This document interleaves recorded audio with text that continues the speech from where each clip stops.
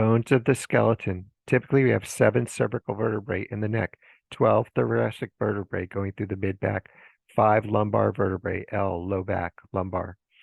This is your ilium, your hip bones. This is your sacrum, your tailbone. This is your coccyx, and we can see here, if you fall flat on your bottom, you can break your coccyx. These are pubis bones joined by the pubic symphysis, this piece of cartilage here.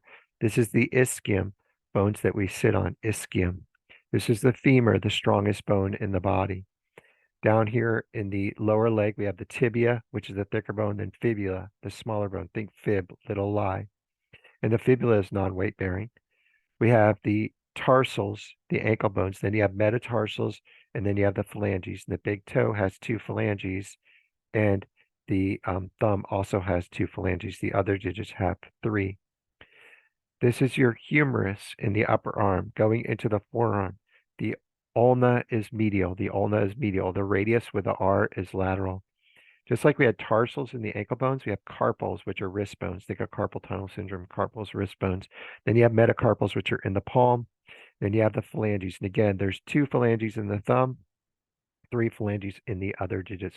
Taking a look at the sternum closer up, we have the clavicle, which articulates with the sternum. You can feel your clavicle. There's not a lot of padding, make it vulnerable to fracture with impact. You have the manubrium, which is the upper part of the sternum, the body of the sternum. Then you have the xiphoid process. Make sure you know properly how to do CPR so you don't snap the xiphoid process. Don't go too low. We see the scapula, this triangular bone in the back, the posterior side.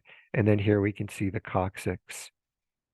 And I believe that covers it. Oh, and then here's the patella, the knee bone. The patella is actually a bone, the knee bone. Let's take a look at the labels. All right, so the cervical, 7 cervical vertebrae, the humerus in the upper arm, the radius is lateral, the ulna is medial in the forearm. The carpals are the wrist bones, metacarpals in the palm, then you have the phalanges. And again, you have 2 phalanges in the thumb and 2 phalanges in the big toe. Typically 12 thoracic vertebrae and 5 lumbar vertebrae, L, lower back. And again, showing you the ulna here, which is medial, and the metacarpals in the palm.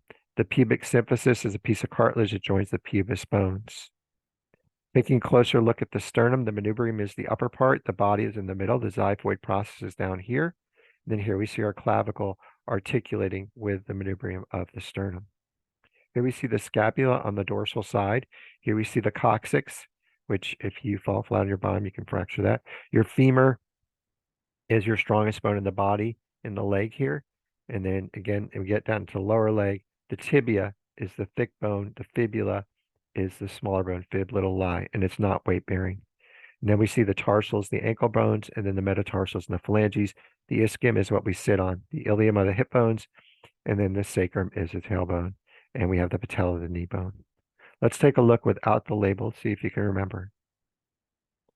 Cervical, 7 cervical, 12 thoracic, 5 lumbar, humerus, ulna, radius, carpals, metacarpals, phalanges, ilium, hip bones, sacrum, ischium, pubic symphysis joining the pubis bones, femur, patella, tibia, fibula, tarsals, metatarsals, phalanges, clavicle, manubrium, body of the sternum, xiphoid process.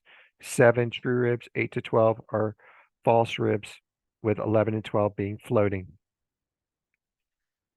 8, 9, and 10 connect to cartilage at the 7th rib, and then that cartilage connects to sternum, and that's why they're considered false ribs. Scapula on the posterior aspect, or dorsal side, scapula on dorsal side, this triangular bone. And there we see their coccyx here, and there's your patella. Thank you for joining me.